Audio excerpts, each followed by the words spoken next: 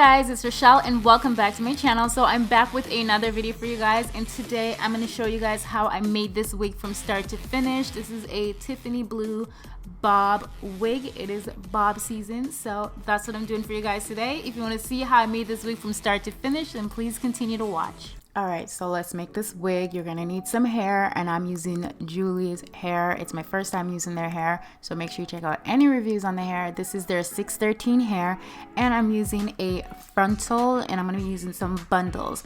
So I'm holding 3 bundles right now, but I actually end up using 1.5 bundles to make this wig, so you don't really need a lot of hair.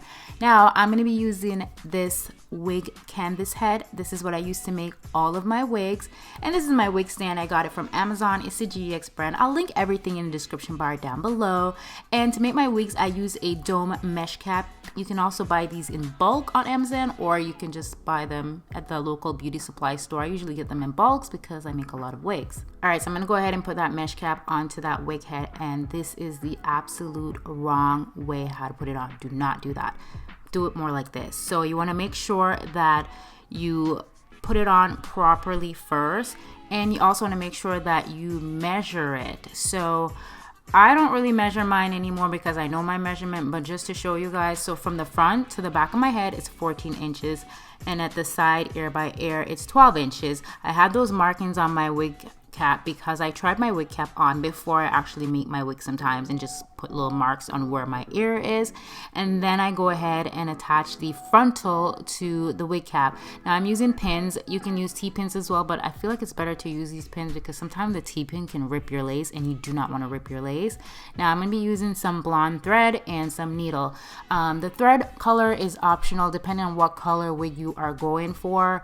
I'm going to be doing a lighter color today, so I went with a lighter color thread. So I'm going to start off by making my first stitch, and I start off in the middle like always, and I'm going to go all the way down to the end of the lace frontal. Once I get to the end, I'm going to grab my scissors and just cut it, and then make a double knot because I don't want it to come undone and cut off that extra bit of thread. And again, I'm going to be doing the same thing all the way around until I get to the very end and cut it again, same thing.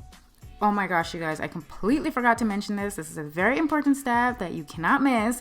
When you are pulling the frontal down past the wig cap, you want to make sure that you pull it like maybe ½ an inch. Some people tend to go a little bit lower. It really depends on your forehead size. I don't really have a lot of forehead room, so I don't pull mine down forward too much, or else my forehead's gonna look really short. It's gonna look really weird. So it really depends on your forehead. Alright, so the frontal is all stitched down to that cap. I'm gonna go ahead and sew the track down, and I just add some pins in it just to keep it in place. And I'm gonna go in with my needle and thread and start stitching the tracks down to the wig cap. And guys, if you are new to making wigs and you want to make a wig, just be very patient because it is time consuming, especially when you're first starting out. Honestly, it used to take me such a long time to sew a wig together. Now I can actually do it within an hour, so it's gotten a lot faster. And I made a lot of mistakes trying to figure how this whole wig making thing goes, but you know what, practice makes perfect. That's how you're gonna get good at anything. So yeah, now I'm gonna go ahead and I'm doing the fold over method, as you can see, and I'm not keeping the tracks very close together. They almost like they have a gap. So if you want to make it really close together, that way you can add actually more hair onto the cap. But I don't want to use a lot of hair because I don't want this hair to be super full and voluminous because I'm going to be rocking a bob today. So I do want it to be very, like, you know, sleek, more flat, not too much hair on it. So yeah, that's where you're seeing these huge gaps in my wig that I'm making right now. It's because I'm not keeping the tracks close together.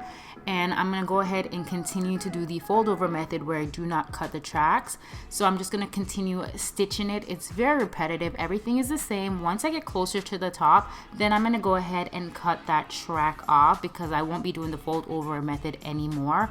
I'm going to start going straight across. So I will be going straight across until I get to the very top. The reason why I'm not doing the fold over method when I'm at the top is because it's going to be very bulky and the wig is not going to lay really flat. So that's why I go straight across when I'm closer to the top.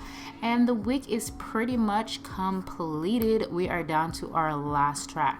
I mean, we're not completely done making this wig. We still have some work to do to make her look fabulous, But we're gonna go ahead and we are gonna remove that wig cap underneath. You can see that black wig cap. That's not the look we're going for. So we're gonna cut that excess cap off. When you're cutting it, make sure you do not cut any of the stitch because you don't want it to unravel. That would really, really suck if that happens. So make sure you don't cut the stitch. This is how she's looking right now. All right, so now we're gonna color the hair. But before we add any color, we're gonna grab some Vaseline and I'm gonna apply this all over my lace frontal. This is gonna protect that lace. It's gonna make sure that the lace does not get stained. A lot of you guys ask me, how do I remove the Vaseline? I just use shampoo. It gets it right out. If you don't want to use Vaseline, you can also use the Got To Be Freeze Spray. So the colors I'm using today, it's Aquamarine by ARTIC FOX. I'm also going to be using the Arctic Mist Diluter, and this is just going to tone the color down a bit. You can use this if you want your colors to be more on the pastel sides. I'm mixing it together. The Arctic Fox dyes, they are very, very, very pigmented, very bold, very bright colors. And I'm gonna go ahead and start applying that hair dye onto the hair. It's super easy, it's super simple. I'm gonna be speeding this through because it's very repetitive. I'm not doing anything complicated today at all. So just put the dye in the hair and just rub through with your finger. Make sure all that dye is getting distributed all throughout the hair. And if you're feeling super lazy and you don't want to do the old school method, you can always do the watercolor method as well. I just don't like using the Arctic Fox dyes to do the watercolor method because the dye is so thick. I hate using it for the watercolor method, but you can. So yeah, this is pretty much how it's looking, and I actually left it on for about 30 minutes and then I washed it out, and this is the result. The hair is looking nice and wet right now, so that's why I'm gonna go in with my tweezer and I'm gonna start tweezing out that hairline. Now this lace frontal is pre-plucked. However, if I want the front to look a little bit more on the natural side, you have to tweeze the hair. I'm saying natural even though this color is so wild. Like, there ain't nothing natural about this, but I still like to tweeze my hairline so it doesn't look wiggy and bulky. I didn't really tweeze a lot, by the way. I actually went back in and tweezed a little bit more once the wig was on my head. I will be doing another video very soon on how to customize the hairline and tweeze. Let me know if that's something that you guys want to see in the comment section. Alright, so I've been using this product recently. I absolutely love it. This is from the Wig Gurus, and this is a product to tint your lace. So I'm going to go ahead and tint that translucent lace because the translucent lace on my skin tone, it does show up a bit white, and sometimes I have to use makeup to make it match my skin. So I'm going to go in with the tinter, and the shade that I use is in Pure Beige. I prefer to use this over using makeup because the makeup, you can kind of see the buildup on the lace and it doesn't look as good. It looks better when you use a tinter, and this tinter is just absolutely amazing. And as you can see, I use the blow dryer to make the tint dry a lot faster, and I'm also using it to dry my hair. Then I'm going to go in with my flat iron just to straighten that hair really quickly before I cut it. So I'm going to put a elastic band in the hair. That's where I'm going to be cutting the hair from.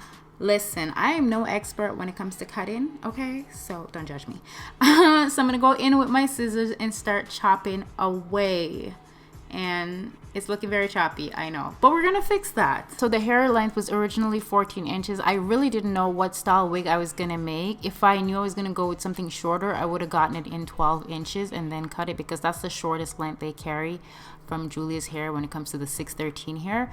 So now I'm gonna go in with my shearing comb, I think that's what it's called, and I'm gonna go ahead and take out some of that hair at the bottom because it's very, very, very full. So I want to thin that out as much as I possibly can because I don't want it to look thick and bulky. You never want your bobs to look thick and bulky. You want it to look nice and sleek. So I'm gonna go in and thin it out.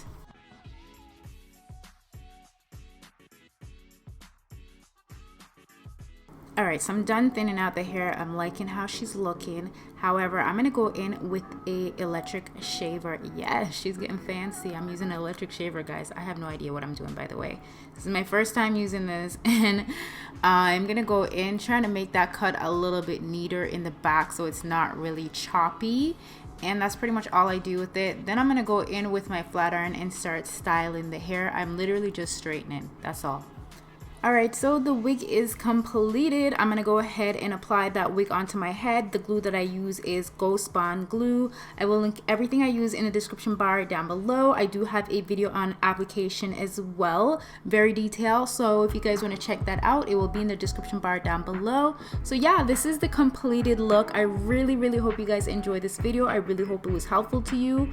Please give me a thumbs up if you enjoy. Comment down below and let me know what you guys want to see next. And I'll see you in another video very soon. I love you guys so much and thank you so much for watching.